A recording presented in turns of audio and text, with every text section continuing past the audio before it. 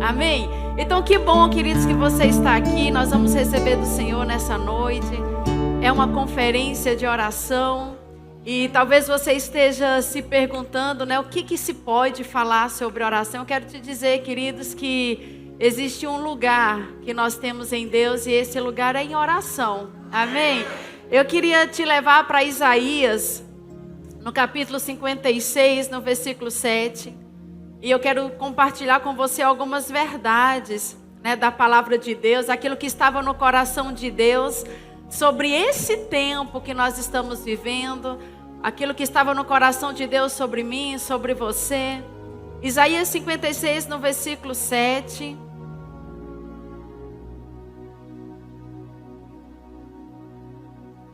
Fazendo aqui menção de Benjamim, viu, Benjamim? Isso aqui é Velho Testamento, ó. Estou indo para Isaías. Isaías 56, versículo 7 diz assim: também os levarei ao meu santo monte e os alegrarei na minha casa de oração. Os seus holocaustos e os seus sacrifícios serão aceitos no meu altar, porque a minha casa será chamada casa de oração para todos os povos. Amém? Deus estava falando, né, do seu coração a respeito de um tempo. E obviamente que para falar desse tempo ele falou de algo que era comum àquela época, que era comum aos filhos de Israel, que era fazer menção do templo, né? Era o lugar onde eles iam, era o lugar onde eles ofereciam holocaustos, era o lugar onde eles ofereciam sacrifícios. E Deus começa a compartilhar não só de um novo tempo, mas também de alcançar novos povos, de alcançar os gentios, de te alcançar, de me alcançar. Amém? E ele diz de um tempo em que ele se alegraria na sua casa de oração. E até então essa casa era conhecida como templo, era conhecido como o tabernáculo, né? Quando a gente olha lá para o deserto, né? Para os primeiros dias de caminhada de Israel com Deus, era essa percepção que eles tinham do tabernáculo, agora do templo. E Deus agora está falando de uma casa de oração. Essa casa de oração não estava estabelecida ainda, porque ele dizia: a minha casa será chamada casa de oração. Havia um altar de intercessão no templo, havia um altar de intercessão no tabernáculo, que era esse lugar de oração. Era o lugar das preces, né? Simbolicamente, era ali onde o sumo sacerdote falava e intercedia em favor do povo. Mas ele fala de um tempo em que a sua casa seria chamada casa de oração. Então, ao mesmo tempo que ele tem aqui um ponto de contato com aquele povo naquela época, ele também está anunciando de uma época e de um tempo em que ele diz: a minha casa será chamada casa de oração para todos os povos. Não só porque nessa casa de oração se poderia orar para todos os povos, mas era uma casa que estaria acessível a todos os povos. Eu não sei se você entende, mas foi exatamente por causa disso que eu e você hoje podemos estar aqui. Porque fala da vocação dos gentios, fala da vocação daqueles que não estavam no arraial de Israel, mas que seria alcançada pela palavra de salvação. Amém? Em Mateus, no capítulo 21, no versículo 12, a partir do versículo 12, a gente vai ver aqui algo muito interessante. Jesus indo ao templo. E fala da purificação do templo. Então, em Mateus 21, no versículo 12, Jesus indo ao templo, ele se depara lá com algo muito estranho aos seus olhos, mas muito comum ao povo, né? Então, era algo que era comum para as pessoas, mas era muito estranho para Jesus. E diz assim no versículo 12: tendo Jesus entrado no templo, expulsou todos os que ali vendiam e compravam. E também derribou as mesas dos cambistas e as cadeiras dos que vendiam pombas. E disse-lhes: está escrito, a minha casa será chamada casa de oração. Então, Jesus está confirmando aquilo que Deus havia dito, que Deus havia anunciado. A minha casa será chamada casa de oração. E tudo que eles tinham noção era do templo, do lugar em que eles oravam, do lugar em que eles faziam as suas preces, o lugar onde eles sacrificavam. Mas a Bíblia diz que quando Jesus chega nesse lugar, ele encontra pessoas comprando e vendendo. Havia um comércio ali estabelecido. E só para que você entenda, né, esse comércio inicialmente foi o próprio Deus quem havia estabelecido. Porque todos nós sabemos que nenhum homem poderia se apresentar diante de Deus sem sacrifício, sem que houvesse derramamento de sangue. E não poderia ser o sacrifício de qualquer animal, não podia ser o sacrifício de qualquer animal que foi criado de qualquer forma. Havia um padrão de qualidade para esse animal. Então aqueles que moravam perto do templo, eles tinham facilidade de chegar ao templo levando e conduzindo o seu próprio animal, mas tinham aqueles que moravam muito longe, muito distante. E não era em qualquer lugar que se podia sacrificar ao Senhor, era somente no templo. Então eles estavam presos a um lugar físico, eles estavam presos a um único lugar onde a presença de Deus estava disponível, a um único lugar onde Deus se mostrava favorável a eles quando o sangue era aspergido no altar. Você está entendendo? Está acompanhando? Então o que acontecia com aqueles que moravam longe e que precisavam sacrificar ao Senhor no templo? Eles não tinham como conduzir o animal até o templo. Muitas vezes os animais podiam até morrer no meio da viagem. Então foi estabelecido que no próprio templo haveria um lugar onde eles poderiam comprar do animal e então sacrificar ao Senhor. Então foi algo que foi estabelecido por Deus para abençoar o povo. Então era lícito que se vendesse, era lícito que se comprasse, porque era uma prática que tinha em vista alcançar o povo, abençoar o povo. Mas quando Jesus chega naquele lugar, ele começa a expulsar todos que ali estavam, vendendo ou comprando. Então significa dizer que algo Jesus identificou de errado, tanto no coração daqueles que compravam, como no coração daqueles que vendiam. O propósito tinha se perdido, eles já não estavam mais dentro do propósito que Deus havia estabelecido. E porque o propósito já tinha se perdido, a gente vê Jesus agindo de uma forma muito veemente. Ele expulsa todos que ali estavam vendendo ou comprando, porque provavelmente se achou culpa em quem estava comprando, achou-se culpa em quem estava vendendo. Você está comigo? E a Bíblia diz então que ele não só expulsou, mas ele derrubou ali. A Bíblia fala que ele quebrou aquelas mesas dos cambistas, as cadeiras dos que vendiam pomba. Então havia um ato muito impetuoso por parte de Jesus. E Jesus, ele estava certo daquilo que ele estava fazendo. Eu não sei se você... Eu não sei como é que chama aqui, maribondo? Maribondo? Eu não sei vocês, mas quando eu era criança, a gente brincava na rua e era uma adrenalina muito boa. Era a melhor brincadeira, né, na rua das crianças, era mexer em casa de maribondo. Porque a gente mexia na casa de maribondo e a gente corria, né? E salve-se quem puder. Então, normalmente, quando você jogava algum chinelo, alguma pedra, os maribondos saíam de lá e às vezes atacava a gente, né? Então, era aquele que não conseguia, então, ser picado.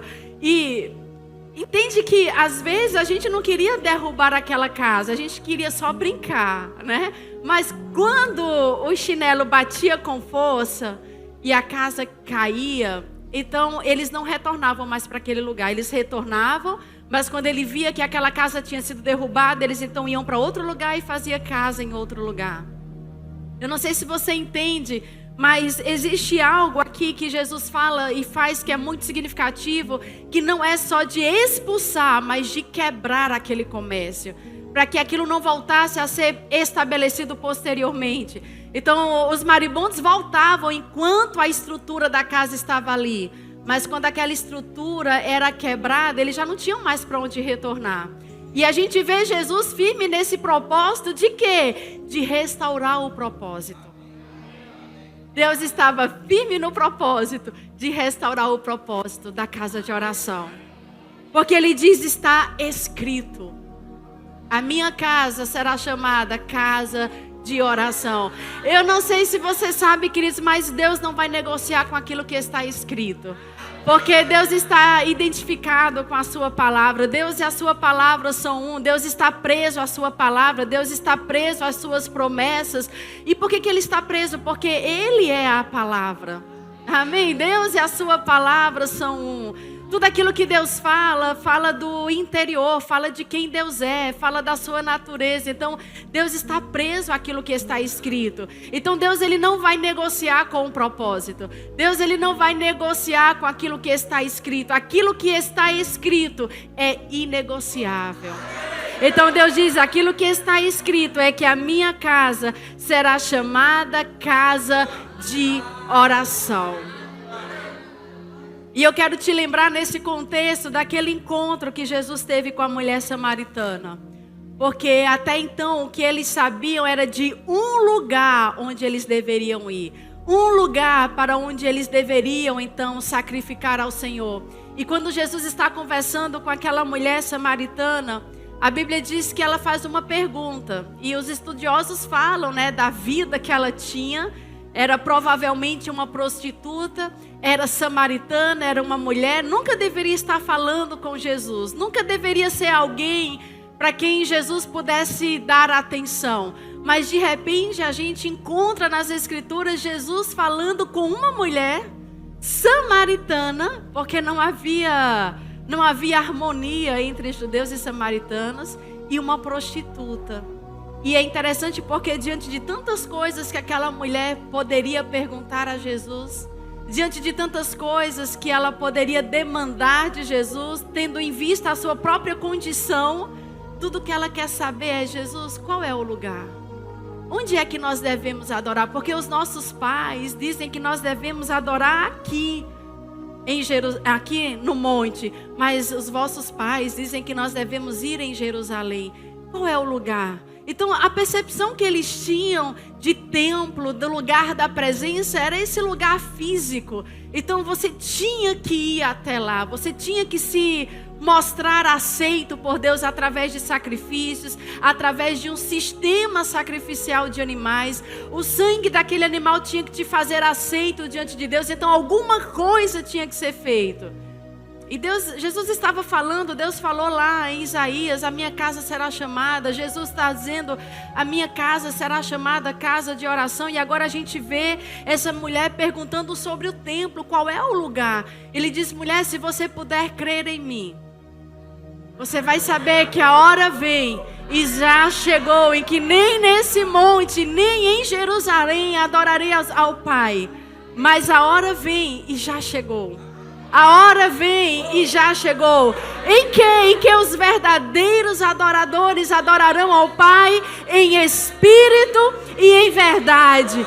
Porque são estes que o meu Pai procura como seus adoradores. Porque importa a Ele que aqueles que o adorem em espírito e em verdade.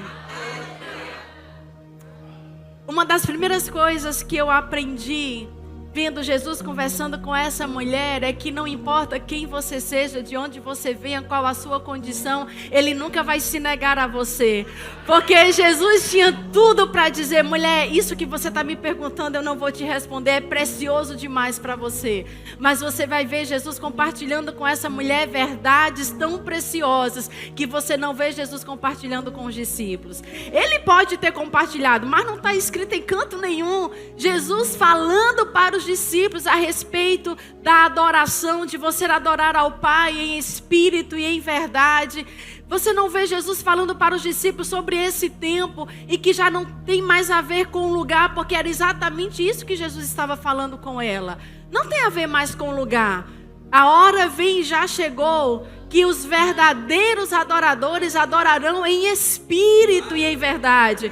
Então Jesus estava dizendo, olha, mulher, vai chegar a hora que não tem mais nada a ver com o lugar, não tem nada a ver com o monte, não tem nada a ver com o templo, não tem nada a ver com o que você possa fazer, com o que você possa dizer. E sabe que isso não tem nada a ver com denominação, não tem nada a ver com placa de igreja, não tem nada a ver com aquilo que a gente canta ou toca. Graças a Deus, porque eu não toco, eu não canto nada. Felizes seriam os músicos, não é? Eles são uma bênção. e nos ajudam tão bem, nos conduzem tão bem, mas a verdadeira adoração que Jesus estava falando aqui, ele diz, não tem nada a ver com essas coisas. Faz parte. Mas a verdadeira adoração é em espírito e em verdade. Ele estava falando de um tempo que já não estaríamos mais presos a um lugar, já não estaríamos mais debaixo de um sistema sacrificial de animais, mas estaríamos debaixo do sacrifício do Cordeiro, daquele que a si mesmo se ofereceu sem culpa, sem mácula e se apresentou diante de Deus em nosso lugar. E por que ele se apresentou diante de Deus? Para que você também pudesse se apresentar diante dele, para que você também pudesse se achegar a ele. Então havia um caminho que estava fechado e não era possível para o homem, mas agora Jesus faz esse caminho e torna esse caminho aberto para o homem. Então ele estava dizendo, não tem nada a ver mais com o lugar, você não precisa mais ir, você não tem mais que sacrificar, você não tem mais que oferecer sangue, porque um sangue será oferecido. Ele estava falando de uma época que não haveria mais barreiras, não haveria mais nada que pudesse nos impedir de nos achegarmos a Deus, de nos aproximarmos de Deus. Então ele está falando dessa casa de oração. Quando ele fala com a mulher samaritana, ele está falando dessa casa que será chamada casa de oração. E deixa eu te levar para aquilo que está escrito também em 1 Coríntios, no capítulo 6, no versículo 19. 1 Coríntios, no capítulo 6, no versículo 19. Eu queria chamar o tecladista. Isso é só uma prova, né, de que quando eu falei aqui da música, não é nada contra, né? A gente precisa aqui de um tecladista. Se você puder tocar, né, alguma música, né, de adoração. Porque a gente está indo para um lugar, né, de rendição, de adoração, de reverência. 1 Coríntios, no capítulo 6, 19, diz: acaso não sabeis que o vosso corpo é santuário do Espírito Santo, que está em vós, o qual tendes da parte de Deus, e que não sois de vós mesmos, porque fostes comprados por preço. Agora, pois, glorificai a Deus no vosso corpo. Era disso que Jesus estava falando. Era disso que Deus estava falando quando Ele disse sobre a vocação dos gentios, que um dia eles também seriam aceitos e que a sua casa seria chamada casa de oração. Era disso que Jesus estava falando quando esteve no templo e disse: está escrito, a minha casa será chamada de oração e eu não vou negociar o propósito da minha casa. Ele estava no templo feito por mãos de homens, mas ele estava falando de algo que ainda seria chamado casa de oração. Então ele estava falando de você, ele estava falando de mim. Ele diz: vocês não são de vocês mesmos. Vocês não são de vocês mesmos. Vocês foram comprados por preço. O que é o seu corpo? É o templo do Espírito Santo. Esse é o lugar para onde Jesus estava nos levando. Era para esse lugar que a palavra estava conduzindo o homem desde a velha aliança. Esse era o lugar que Jesus estava conduzindo aqueles que estavam no templo naquele dia com ele. E é tão representativo porque Jesus poderia ter deixado aquele comércio para lá. Ele poderia não ter se importado. Mas não era só com aquele comércio que Jesus estava se importando, queridos. Jesus estava nos ensinando sobre o propósito. Jesus estava dizendo que Ele não negociaria com nenhum de nós a respeito do propósito. E o propósito é um só. Você é casa de oração. Porque a casa de oração não é mais um lugar, não é mais uma tenda. Casa de oração não se pode mais ser mensurado dentro de 4 paredes, não se pode mais pensar dentro de 4 paredes. Esse ajuntamento é um ajuntamento santo, amém? A gente precisa congregar. A Bíblia diz que é para a nossa edificação congregar, é para o nosso crescimento. E não é disso que eu estou falando, mas eu estou falando da verdadeira adoração. Eu estou falando desse verdadeiro templo que é aquele que carrega a presença. Porque o tabernáculo só era o tabernáculo, só tinha aquela representatividade no meio do povo por causa da presença de Deus. E se a presença não tivesse vindo sobre o tabernáculo, aquele lugar era só mais um lugar. Mas porque foi cheio da presença, aquele lugar era o lugar até o homem, até o lugar onde o homem ia para ter acesso àquela presença. E assim também com o templo de Salomão, assim também com o templo na época de Jesus.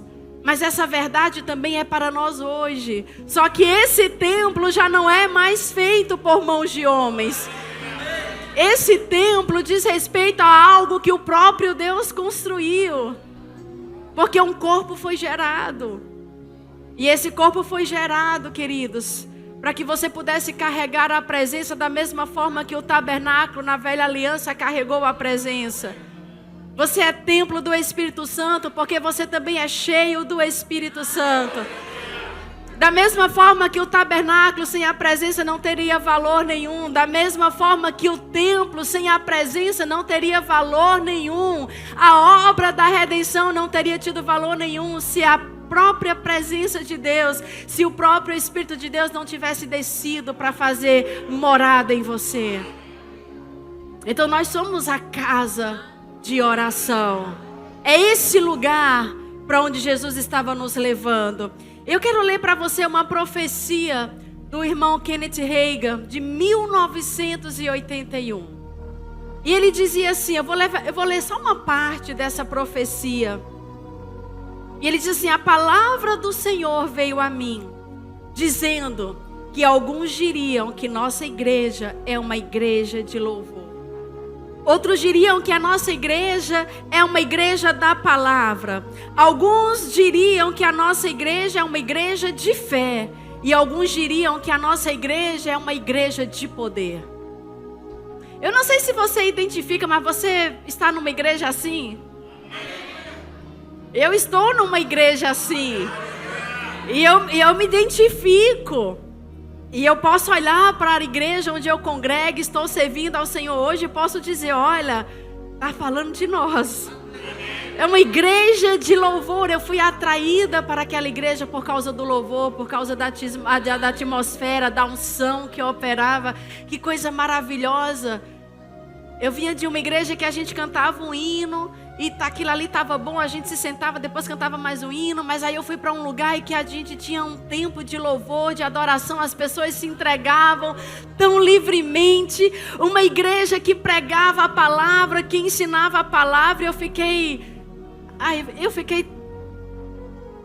Eu ouvi aquelas palavras e eu dizia, eu não acredito que isso é verdade, que essa palavra existe, que é dessa forma, porque eu nasci numa igreja. Mas a palavra estava sendo ensinada com tanta revelação que parecia que eu nunca tinha lido a Bíblia.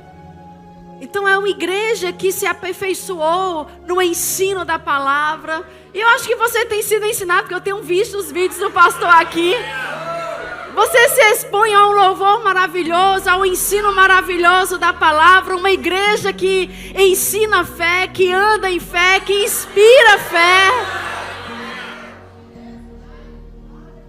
E não tem como uma igreja que anda em fé, que inspira fé, que é ensinado na palavra, que sabe adorar, que sabe louvar, que não experimente do poder de Deus.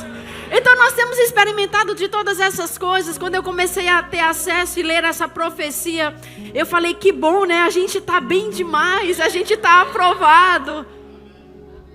Mas a profecia continua e diz assim, mas sim diz o Senhor, eu estou procurando uma igreja de oração.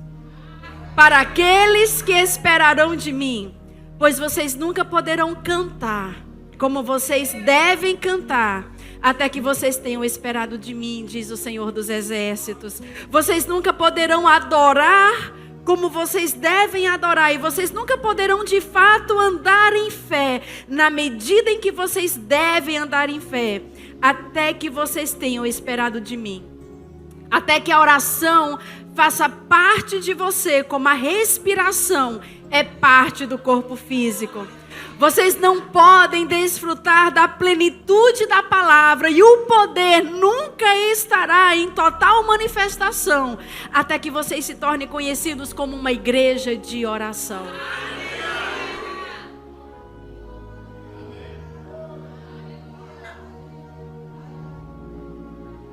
Pela própria profecia do irmão Reagan, queridos, e por aquilo que nós encontramos na palavra de Deus, o lugar de adoração na congregação, o lugar do louvor, do ensino da palavra, da fé, tem o seu lugar que é primordial, é de Deus, faz parte daquilo que Deus tem para nós, mas Ele diz que nós só vamos experimentar dessas coisas na plenitude em que nós devemos, quando formos conhecidos como uma igreja de oração.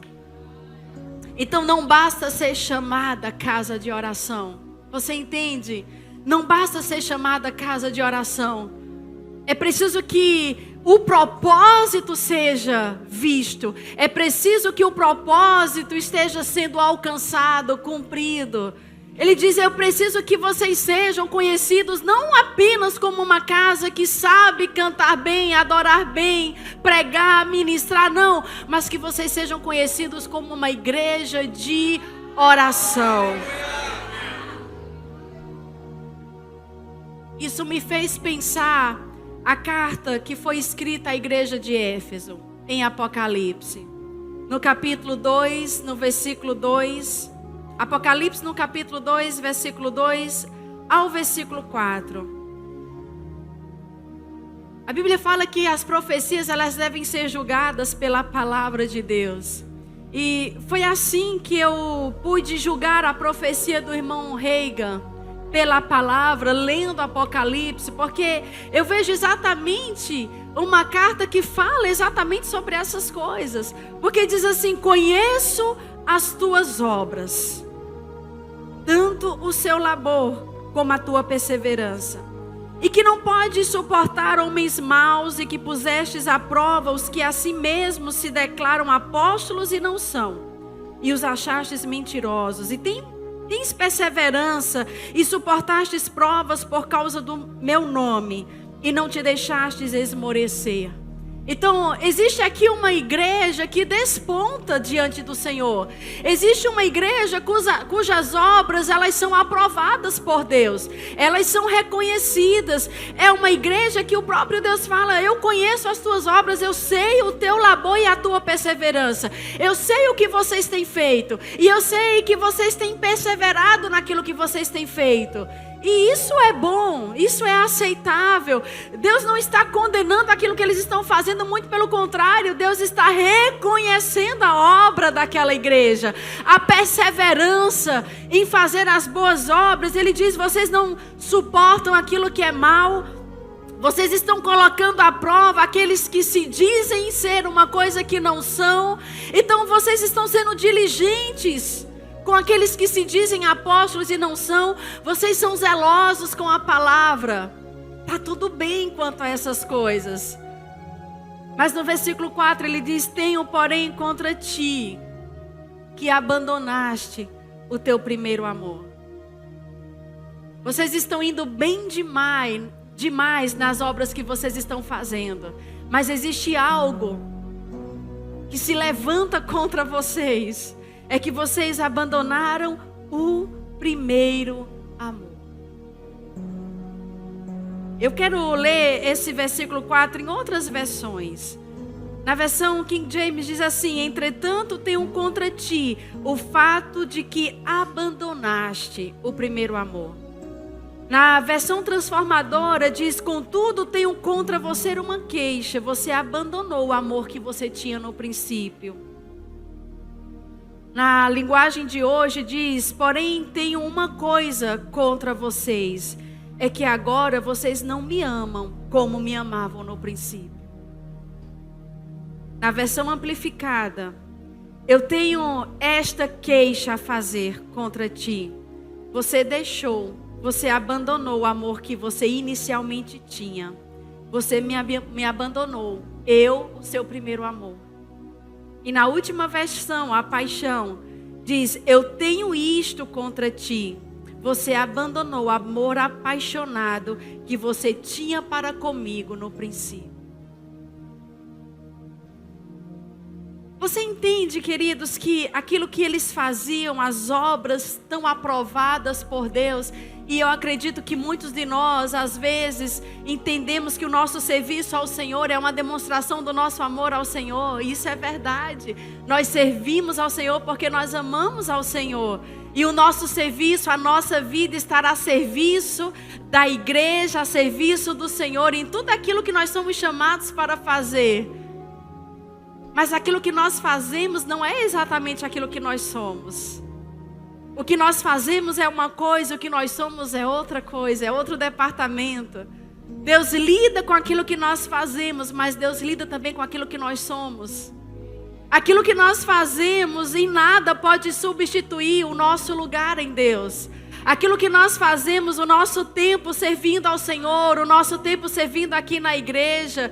E eu não tenho nada contra servir na igreja. Eu sirvo na minha igreja local em muitas coisas, em muitas áreas. Às vezes eu estou lá durante a semana, eu estou lá no final de semana. Então eu estou lá servindo todo o tempo. E está tudo bem servir ao Senhor, é aceitável, faz parte do propósito, faz parte do chamado, faz parte do dom que Deus colocou dentro de você. Mas uma coisa que Deus não vai negociar é o propósito da casa de oração. É o propósito com relação a quem você é nele. Não ao que você faz, mas aquilo que você é. E aquilo que você é importa mais do que aquilo que você faz. O que você faz é importante, mas não é mais importante do que aquilo que você é. Porque naquilo que você é onde Deus vai te encontrar para esse lugar de comunhão, de intimidade. Para que você possa andar nas coisas que Ele preparou para você. Para que você possa servir nas coisas que Ele de antemão também já reservou para você, para que você possa experimentar do dom, do chamado, de tudo que Ele tem. Mas esse lugar só é possível, a plenitude de todas essas coisas só é possível quando você se posiciona naquilo que você é, e você é casa de oração. E a casa de oração fala desse lugar de intimidade, de reconhecimento, de entrega, de reverência à presença de Deus. É esse lugar onde você se alimenta, é esse lugar onde você é fortalecido, é nesse lugar onde você recebe instruções, é nesse lugar onde a sabedoria de Deus é derramada, porque essa sabedoria não é derramada enquanto você está agindo, não é enquanto você está fazendo para Ele, não, é quando você está desfrutando da presença dEle.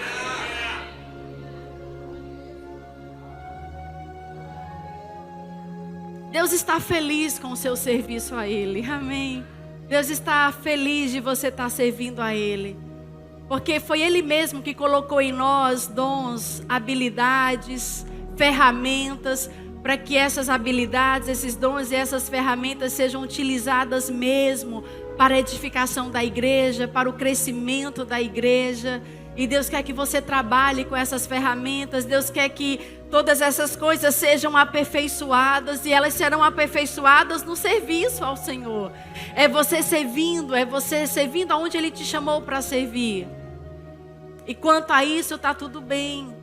Mas Ele diz, você só vai fazer na plenitude. Você só vai alcançar os resultados na plenitude que você poderia alcançar, se você esperar primeiro de mim. Quando você for conhecido como aquilo que você foi estabelecido para ser, que é a casa de oração.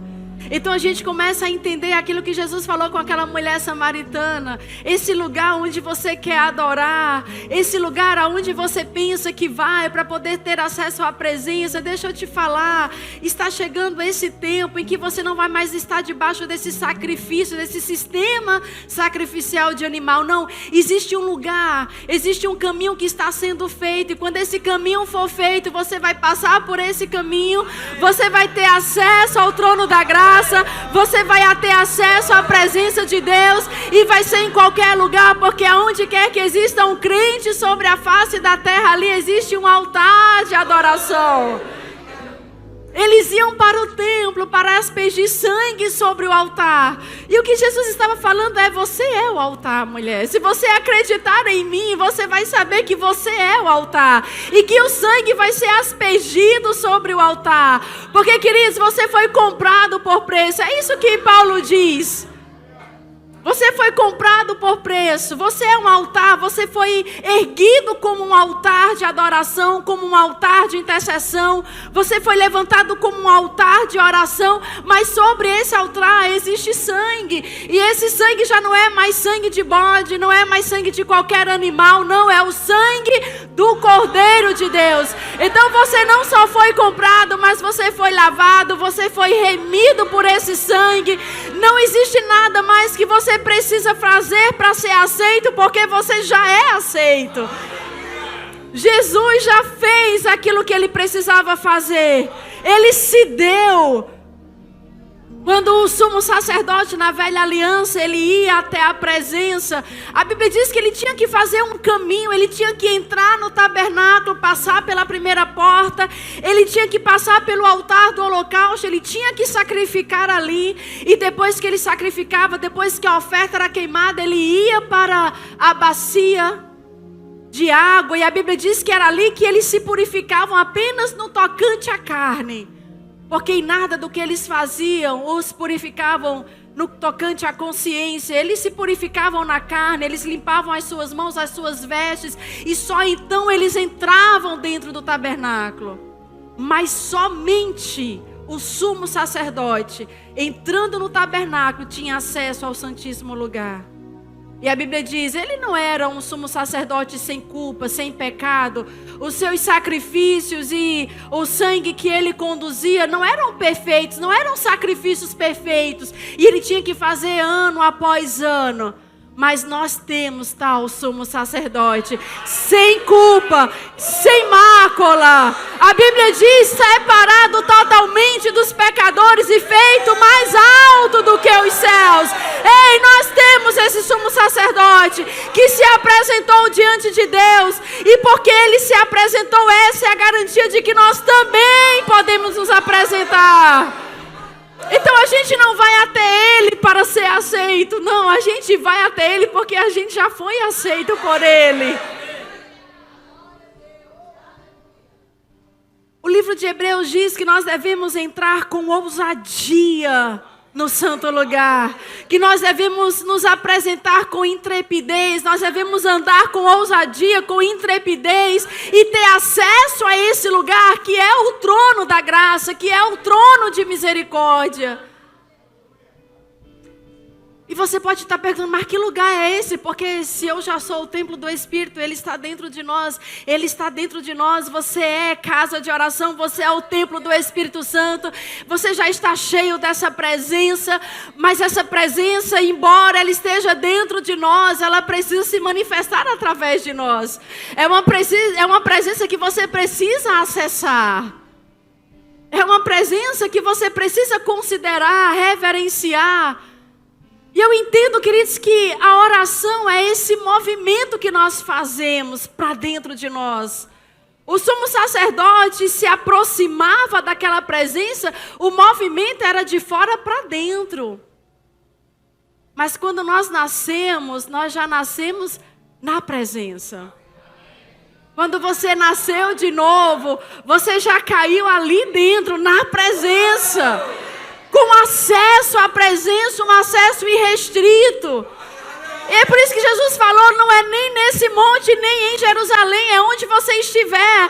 Porque você vai carregar dessa presença, você vai ter acesso irrestrito a essa presença, mas você precisa acessar.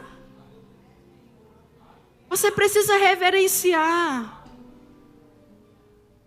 Existe algo, queridos, que quando a gente olha para a vida do povo de Israel, existe algo que a gente olha e a gente sempre acusa, né, o povo de Israel, porque era um povo difícil mesmo. A Bíblia diz que eles eram tão rápidos para dizer sim ao Senhor. Então, quando Deus falava com eles, eles rapidamente diziam, sim, Senhor, tudo o que o Senhor falou, nós faremos. Então, Deus falava novamente, eles diziam, sim, Senhor, tudo o que o Senhor falou, nós faremos. Então, todos os momentos que Deus falava, havia essa prontidão de Israel de dizer sim, Senhor, tudo que o Senhor falou nós faremos, mas a verdade é que com a mesma prontidão, com a mesma rapidez com que eles diziam sim ao Senhor, eles pecavam contra Deus, eles se prostituíam, eles adoravam a outros deuses, eles idolatravam, eles faziam o que era mal diante do Senhor. E é verdade que o povo de Israel andava nessa inconstância, ora servindo ao Senhor, ora pecando contra o Senhor. Mas existe algo, queridos, que nós podemos aprender com os filhos de Israel. Porque havia uma coisa que Israel sabia fazer. Eles sabiam identificar a manifestação da presença. Eles sabiam reverenciar aquela presença. A Bíblia diz que Moisés, quando ele ia à tenda onde a presença de Deus estava, ele saía do arraial. A Bíblia diz que o povo sabia o dia que Moisés ia. E quando era dia de Moisés ir, a Bíblia diz que todo o povo se levantava. E cada um ficava à porta da sua própria tenda. A Bíblia diz que eles ficavam de pé e eles começavam a ver então Moisés indo, saindo do arraial e indo até a tenda. E todos eles ficavam contemplando Moisés apenas de costas. E a Bíblia diz que Moisés se aproximava daquela tenda. E quando Moisés se aproximava da tenda, a coluna de nuvem vinha sobre aquele lugar. Se colocava à porta para que Moisés não saísse, até que Deus falasse tudo o que tinha. Até que Moisés falasse com Deus tudo o que ele tinha para falar e para que ninguém entrasse ali. E a Bíblia diz que cada um, à porta da sua própria tenda, eles acompanhavam Moisés apenas com o olhar. E eles viam Moisés se aproximando daquela tenda e a presença vindo sobre aquele lugar. E eles, cada um, de longe, desejando ter aquilo que só Moisés estava tendo o privilégio de ter. Eles reverenciavam. A Bíblia diz que todo o tempo eles ficavam ali de pé, reverenciando, de longe, sem poder ter, sem poder se aproximar, sem poder se achegar, porque não era tempo ainda. Quando Deus falou, a minha casa será chamada casa de oração, Deus estava falando desse tempo, dessa época. Aquilo que eles tanto desejaram ter, aquilo que eles tanto reverenciaram, nós temos. Não aqui dentro, aqui dentro. Então eu não sei se você entende, queridos, mas às vezes a gente acaba sobejando aquilo que o povo de Israel tanto desejaram ter e nunca tiveram. E agora a gente carrega a presença dentro de nós. E às vezes a gente acaba sobejando a presença, negligenciando, desconsiderando.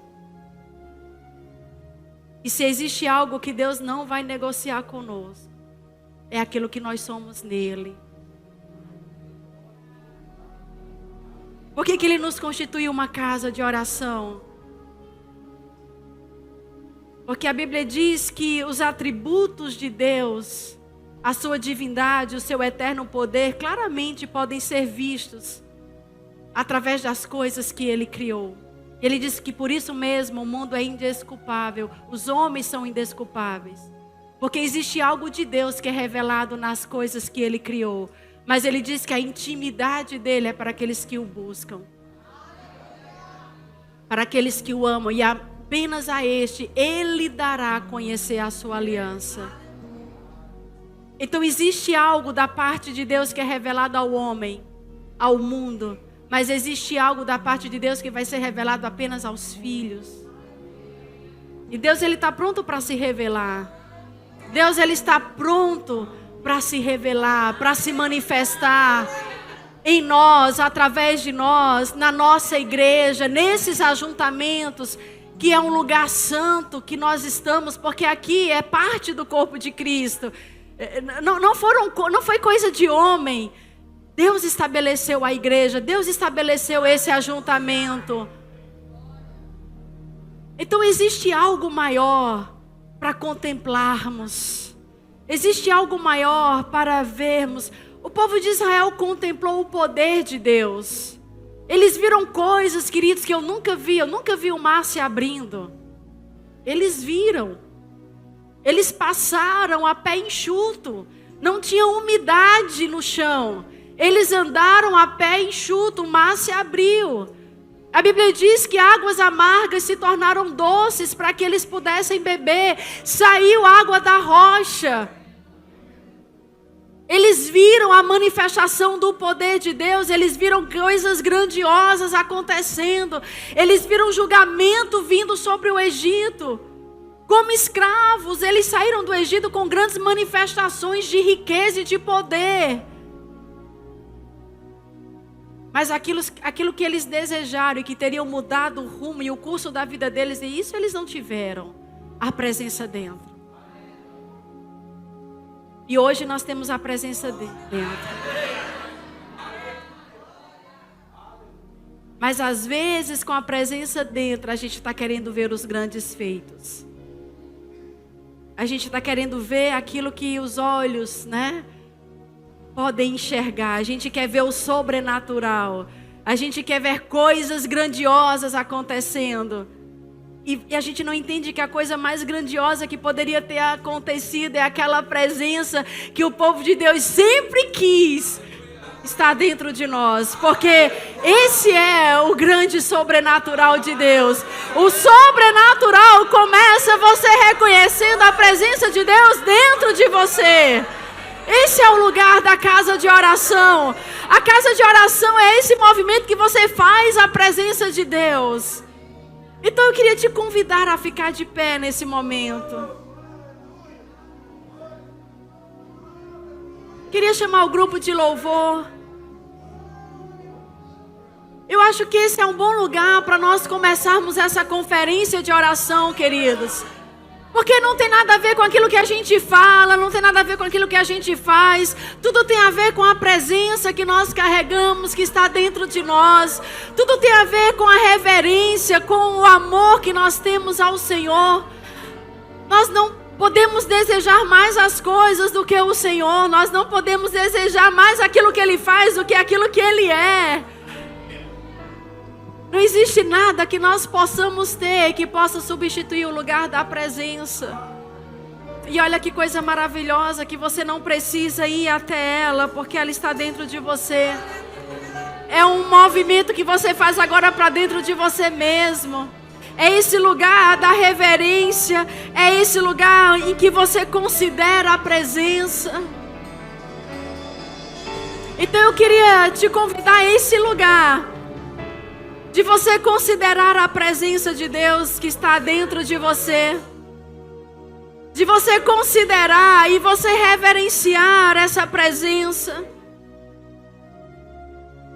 De você se colocar no lugar do propósito novamente, porque aquilo que você vai fazer para o Senhor, aquilo que você está fazendo não é mais importante do que esse lugar de intimidade, de comunhão. Deus não quer ver você perdido em tantas coisas. Deus não quer te ver adoecendo, fazendo tantas coisas. Deus não quer te ver sobrecarregado nas muitas coisas. Não, Deus Ele quer que você encontre um lugar de descanso nele. E é nesse lugar de descanso onde você vai ser fortalecido. É nesse lugar de descanso onde você vai ser alimentado, inspirado. É nesse lugar de descanso que você vai encontrar as ferramentas que você precisa para fazer tudo o que Ele te chamou para fazer em menos tempo, sem estar sobrecarregado. Porque quando você considera a presença, porque quando você se coloca como esse lugar de intimidade, de comunhão, quando você se levanta como um altar de adoração ao Senhor, um altar de oração, você vai ter tudo o que você precisa para fazer mais em menos tempo. Porque é nesse lugar, exatamente nesse lugar, onde a sabedoria de Deus vai ser derramada sobre a sua vida. A sabedoria de Deus sendo compartilhada, a graça de Deus sendo compartilhada, a vida de Deus sendo compartilhada.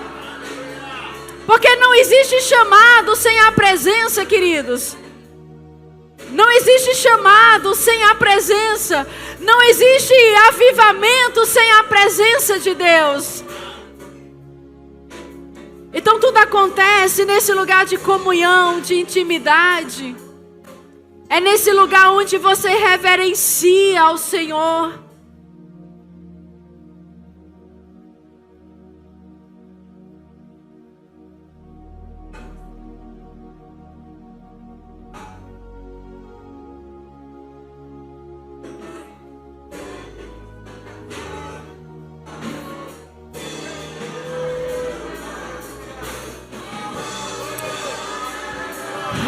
Rabrace que derelebrache, oh, rabace que derelebrace que derereres.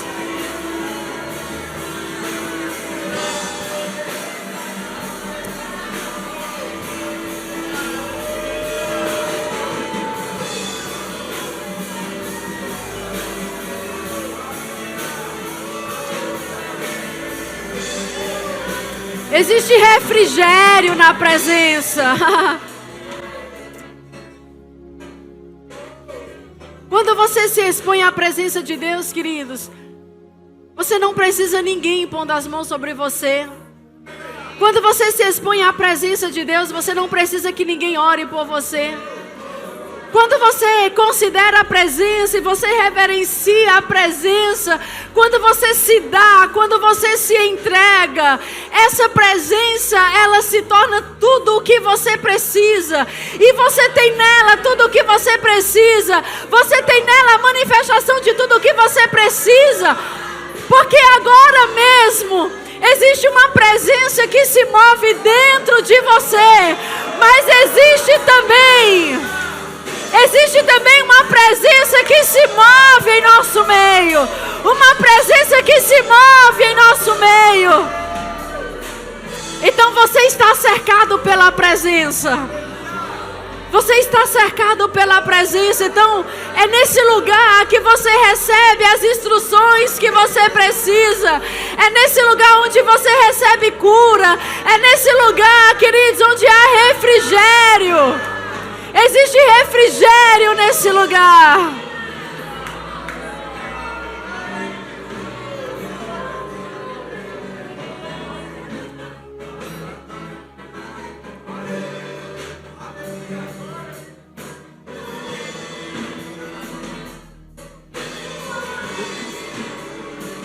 Então, quando não existe uma música sendo cantada, é a canção do nosso coração que prevalece.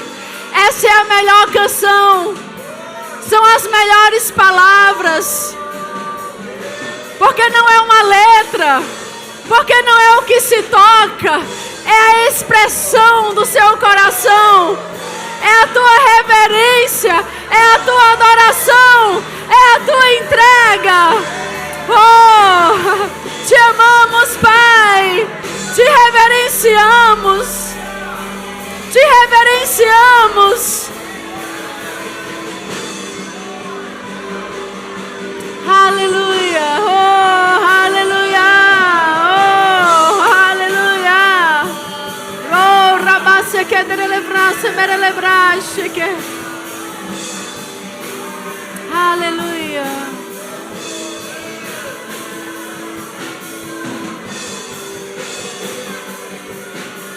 Aleluia. Ah, aleluia.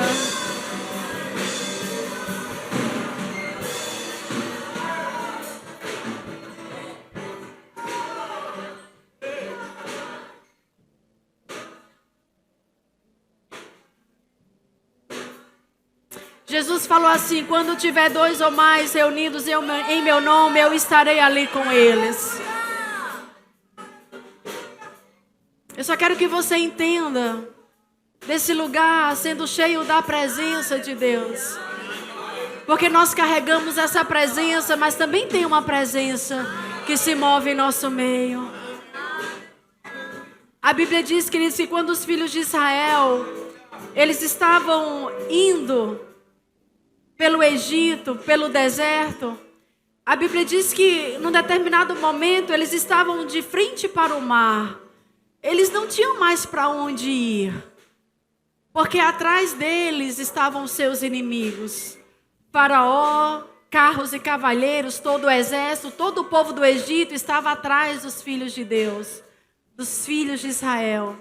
E a Bíblia diz que eles estavam ali meio que encurralados, porque atrás dos seus inimigos e diante deles o mar. Mas a Bíblia diz que diante deles também tinha o anjo do Senhor. Diz que diante deles também tinha uma coluna de nuvem.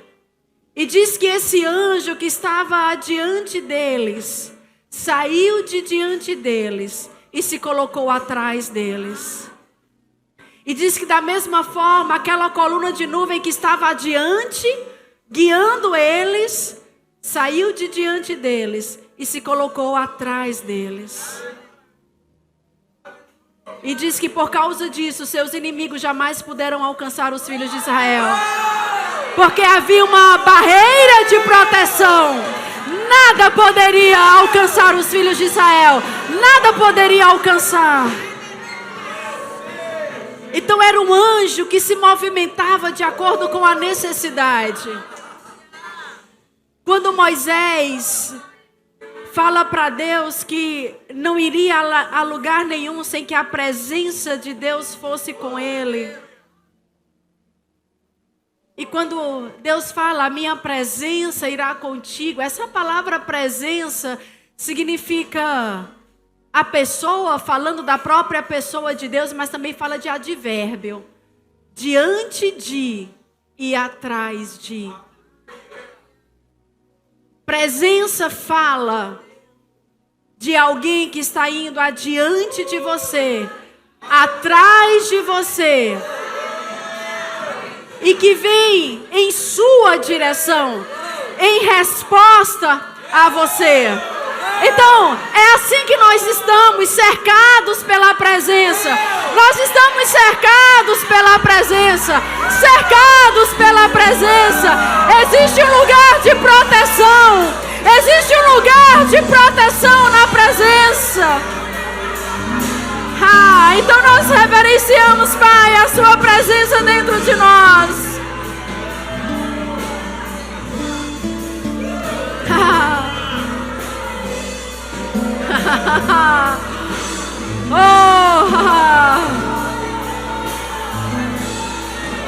É uma presença que te responde. É uma presença que vai ao seu encontro.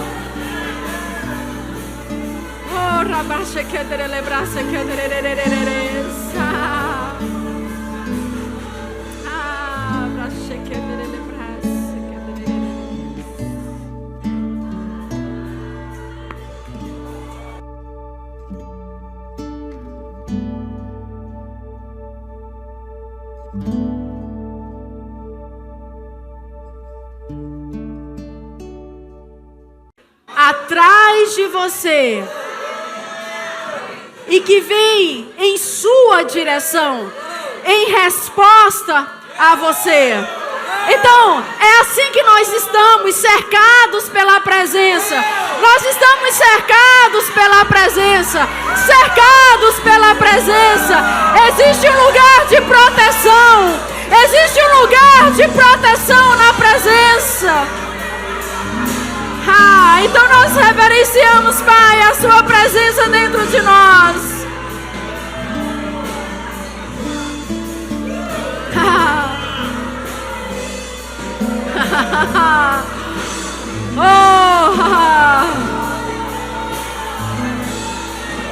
É uma presença que te responde. É uma presença que vai ao seu encontro.